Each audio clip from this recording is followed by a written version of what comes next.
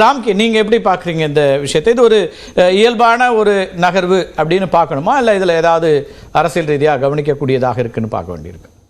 இல்ல, இது இயல்பான நகர்வா பார்க்க முடியாது. ஏன்னா இந்த இருக்கை பிரச்சனைங்கிறது 2022 இருந்து இருக்கிறது.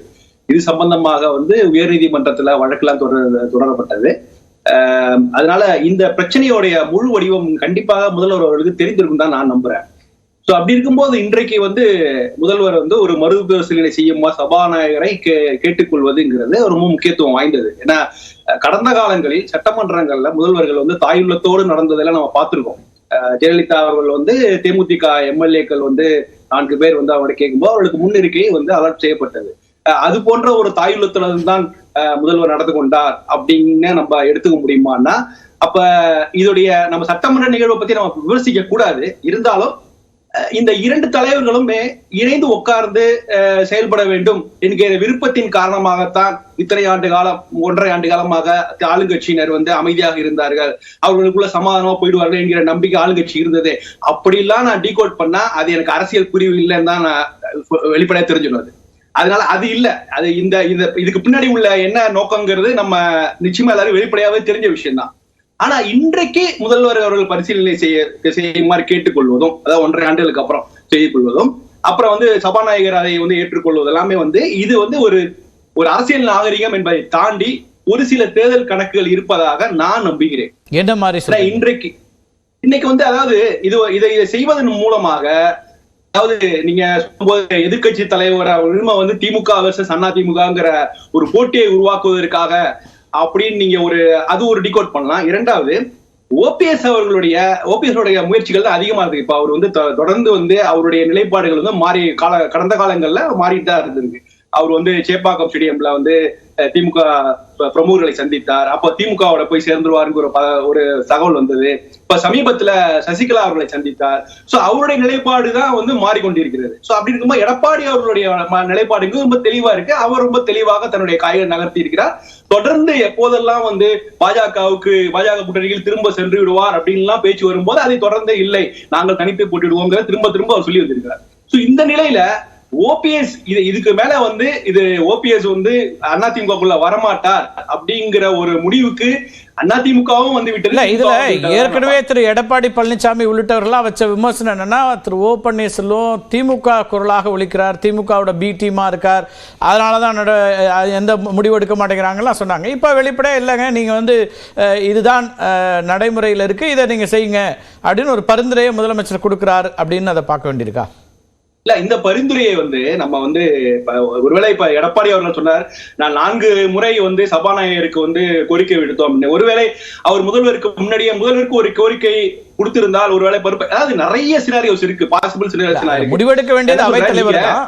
முதலமைச்சர் பரிந்துரைக்கலாம், அவைத்தலைவர்கிட்ட அவர் பரிந்துரைக்கிறாரு, அவைத்தலைவர் அந்த முடிவை எடுக்கணும். அவரு அதுக்கு இது கூடுதலான ஒரு கன்சிடர் பண்றதுக்கான ஒரு வாய்ப்பை உருவாக்குது அப்படின்னு வைக்கலாம். அந்த இடத்துல எஸ், இதுக்கு முன்னாடியும் அவங்க எதிர் விமர்சனங்களை சந்திச்சாங்க. திரு ஓ பன்னீர்செல்வம் திமுகவுக்காக பேசுகிறார், அல்ல திமுக குரலாக இருக்கிறார் அப்படிலாம் சொன்ன போது இது வரல. இப்போ அவர் உறுதியா பிஜேபியோட டிராவல் பண்றாரு அப்படிங்கிற இடத்துல இருந்து, அல்லது பாரதிய ஜனதா கட்சி இங்கு ஒரு அணி அமைக்குதுங்கிற இடத்துல இருந்து, எனக்கு நேர் எதிரில் அதிமுக தான் இருக்கு, திமுக வெர்சஸ் அதிமுகங்கிற அந்த களத்தை உறுதிப்படுத்துறதுக்கான ஒரு சமிக்கைகள் அப்படிங்கிற மாதிரி ஏதாவது இதை பார்க்க வேண்டியிருக்கான்னு அப்படியும் பார்க்கலாம். எனக்கு எதிராக உள்ள அதிமுக வாக்கு வங்கிங்கிறது இன்னும் ஸ்பிட் ஆக வேண்டும் என்று திமுகவும் நினைத்து அதற்கான எதிர்பார்ப்புகளாக இருக்கலாம். ஏன்னா இதுக்கு மேல 2 பேரும் சேர போவதில்லை. ஓபிஎஸ் அவர்கள் பாஜகவுடன் சேர்ந்து இல்ல ஒரு 3வது அணியை அமைத்தால் அதன் மூலமாக கிடைக்கிற பலன்கிறது திமுக கூட்டணி கிடைக்கும் என்கிற அந்த மூவை நோக்கி, அந்த நகர்வுகளை நோக்கியா கூட இருக்கலாம். ரைட். ராமசாமி, நீங்க எப்படி பாக்குறீங்க? பாரத மன்னருக்கும் தமிழ் மக்களுக்கும் வணக்கம். உங்க தலைப்புல இருந்தே நான் அந்த வார்த்தை பயன்பாடை திரும்பி எடுத்துக்கிறேன். இது வெறும் அரசியல் நாகரிகமா இல்ல தேர்தல் வியூகமா அப்படின்றதுல, இன்னைக்கு திமுக தலைவர் இல்ல முதலமைச்சர் அவர்கள் இன்னைக்கு நாகரிகம் கருதி சொல்லுகிறார் அப்படின்னா 3 முறை நடந்திருக்கு. 3 முறை அவர்கிட்ட ரெப்ரசன்டேஷன் கொடுக்கணும்னு அவசியம் இல்லை, ஸ்பீக்கர் கிட்ட கொடுத்திருக்காங்க. அவர் தான் அவைத் தலைவர். ரூல்ஸ் படியும் டிட்டர்மினேஷன் 7 முறை கொடுத்திருக்கிறதா திரு பாபு முருகேல் குறிப்பிடுறாரு. ஓகே, நான் இந்த வருஷத்துக்கு மட்டும் சொல்றேன், நான் மற்ற நாட்கள் கூட நான் கனெக்ட் பண்ணேன். இந்த வருஷம் மட்டும் 3 முறை கொடுத்திருக்காங்க. அப்பவுமே வந்து இதற்கான ஸ்டேட்மெண்ட்ஸ் வந்து எதுவுமே ரெஸ்பான்ஸ் இல்லை அப்படின்றது. அப்ப நாகரீகம் அப்படின்னா அன்னைக்கே வந்து முதலமைச்சர் அதற்கான ஸ்டெப் எடுத்திருக்கணுமா இல்லையா அப்படின்றது. இரண்டாவது, அங்க தலைமை மாறும்போது அதிமுகவின் உறுப்பினர்கள் அவர்களோட கோரிக்கையை தனியாக முன்னாள் முதலமைச்சர், எதிர்கட்சி தலைவர் எல்லாமையும் அவர்கள் அந்த ரெப்ரசன்டேஷன் வச்சிருக்காங்க. அப்பவும் அதை கன்சிடர் பண்ணல. அப்படின்ற போது நாகரீகம் எங்க இருந்து வந்தது? அது வந்து அரசியலுக்கு தேவையாக, தேர்தலுக்கு தேவையாக காலத்திற்கு ஏற்ப மாறும் அப்படின்னா அது நாகரீகமா இல்ல அது தேர்தல் வியூகமா அப்படின்றது வெறும் டைம் லைனை வச்சு மட்டுமே நம்ம சொல்ல முடியும் அப்படின்றது ஒண்ணு.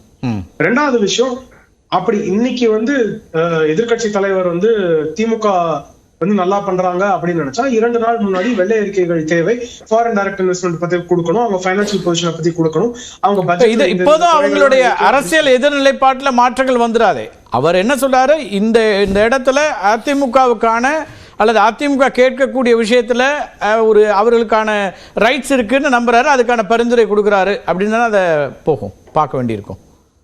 அதான் ரைட்ஸ் இருக்குன்னு நம்புறாங்க, அதுதான் பொசிஷன் அப்படின்னா அவர்களுக்கு 3 வருடங்களாக தெரியாம, அதாவது 2.5 வருடங்களாக தெரியாம இன்னைக்கு மட்டும்தான் தெரிய வந்திருக்கு அப்படின்றதா சந்தேகத்தின் பார்வையாக இருக்கிறது. அது ஒன்று. இரண்டாவது, நம்ம வந்து இன்னைக்கு இருக்க அரசியல் சூழ்நிலையை பார்த்துப்போம். இப்ப வந்து திமுகக்கு எலக்டோரலா எது பெட்டர் அப்படின்றதையும் திமுக யோசிக்க ஆரம்பிக்கும். இப்போ ஒரு கட்சி மட்டும் ஸ்ட்ராங்கரா இருக்கிறது பெட்டரா, இல்ல திமுகவும் இல்ல அதிமுகவும் பாஜகவும் வந்து 2 கோணங்களாக இருந்தா திமுக அது பெட்டரா அப்படின்னு சொல்லி நியூமெரிக்கலாவும் அவங்க பொசிஷன் என்னன்னு பார்க்க போறாங்க. திமுகவும் எலக்ட்ரலி ஸ்ட்ராங் பார்ட்டி, ட்ரெடிஷனலாவே அவங்க எலக்ட்ரலா மற்றவங்கள பாஜகவை நேஷனல் லெவல்ல எப்படி சொல்றாங்களோ திமுக தமிழ்நாட்டை பொறுத்த வரைக்கும் எலக்ட்ரலி ஸ்ட்ராட்டஜிக்கா அவங்க ஸ்ட்ராங்கரா இருந்திருக்காங்க அப்படின்றத நம்ம காலமா பார்த்துட்டு தான் வரும். அப்படின்றது இன்னைக்கு அதற்கேற்ற ஸ்ட்ராட்டஜியா அவங்க மாத்துறாங்களா அப்படின்றதையும் பார்க்க தேவை இருக்கு. மக்களுக்கு என்ன தேவை, இல்ல இதுதான் நியாயம், இதுதான் தார்மீக பொறுப்பு இருக்கு அப்படின்னு அவங்க எடுக்கிற பொசிஷனா இருந்தா அவங்க அன்னைக்கு ஸ்பீக்கரோட ரியாக்ஷனுக்கும் என்ன மாதிரி இருந்திருக்கணும் ரெஸ்பான்ஸ் அப்படின்றது பார்க்க வேண்டிய தேவை இருக்கு. எல்லாமே எதிர்கட்சி துணைத் தலைவர் பொறுப்பு ஆர்பி உதயகுமாருக்கு அந்த இருக்கையை கொடுக்கறதுனால என்ன மாற்றம் வந்துடும்? அரசியல் ரீதியா எந்த கணக்கு மாறாது. திமுக வெர்சஸ் அதிமுக, அதுல என்ன மாற்றம் வந்துடும் நினைக்கிறீங்க? எனக்கு வந்து டிஃபேக்டோ எதிர்கட்சி தலைவராக இன்றைக்கு எடப்பாடி அவர்கள் இருக்கிறதா எனக்கு தெரியல. ஏன்னா பாபு முருகவேல் சார் அங்க இருக்காங்க. நான் தெரிஞ்ச அதிகமான பிரஸ் கான்ஃபரன்ஸ்ல அவங்க வந்து இன்னைக்கு திமுக வந்து எதெல்லாம் தவறு செய்திருக்கிறார்கள் கூட பேசியிருக்காங்க. ஆனா எடப்பாடி அவர்கள் வந்து ஒரு எதிர்கட்சி தலைவராக லெஜிஸ்லேட்டிவ் அசம்பிளிலேயே அத்தனை வாட்டி உங்களுக்கு ஒவ்வொரு கட்சிக்கு ஒரு வியூகம் இருக்கும், அணுகுமுறை இருக்கும். ஜெயலலிதா அவர்கள் எத்தனை முறை பத்திரிகையாளர்களை சந்திச்சிருக்காங்க, அல்லது எத்தனை முறை தேர்தல் கடைசி 6 மாசத்துலதான் தேர்தல் பணியெல்லாம் நடத்துவாங்க. அவங்க அணுகுமுறை ஒன்றாக இருந்துச்சு, அவங்க வெற்றிகளையும் சந்திச்சிருக்கிறாங்க. ஒரு நாள்ல எத்தனை முறை பத்திரிகையாளர் சந்திப்பு நடக்கிறதுங்கிறத வச்சு ஒருத்தர் எதிர்கட்சி தலைவர்னு நம்ம முடிவு பண்ண முடியுமா? இல்லையா? ஆனா ஸ்டேட்மெண்ட் வரும்ல, யாரோட செயல் யாரோட கேள்வி அப்படின்றது வரும். இதற்கு முன்னாடி அதிமுகல இருந்து ஒரு செயல் ஒரு ஸ்டேட்மெண்ட் அப்படின்னு வந்தா அது எல்லாமே வந்து அவர்களோட ஜெயலலிதா அவர்களோட ஸ்டேட்மெண்ட், அவர்களோட ஆதரவு, அவர்களோட அனுமதி பெற்ற ஸ்டேட்மெண்டா தான் அரசியல் வரலாற்றுல பல பேரை பார்த்திருக்கோம். உங்களுக்கு நினைவூட்டுற டிஎன்சிசி பிரசிடென்டா அதுக்கு பிறகாக கூட அதிகமான அறிக்கைகளை விட்டவர் திரு வாழப்பாடி ராமமூர்த்தி. டாக்டர் ராமதாஸ் அவர்களும் பல்வேறு விஷயங்களுக்காக கருத்துக்களை பாயிண்டடா நிறைய கொடுத்துட்டு தான் இருக்கிறாங்க.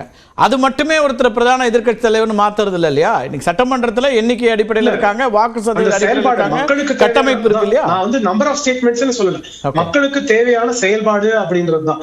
மக்களுக்கு தேவையான செயல்பாடை யாரு எந்த காலத்தில் செய்கிறார் அப்படின்றது இன்னைக்கு வந்து ஃபேக்சுவலா என்ன இருக்கு அப்படின்னு. அதனாலதான் நான் சொன்னேன் டி ஜூரே இவர் தான் எதிர்கட்சி தலைவர், அதுல மாற்றம் கிடையாது.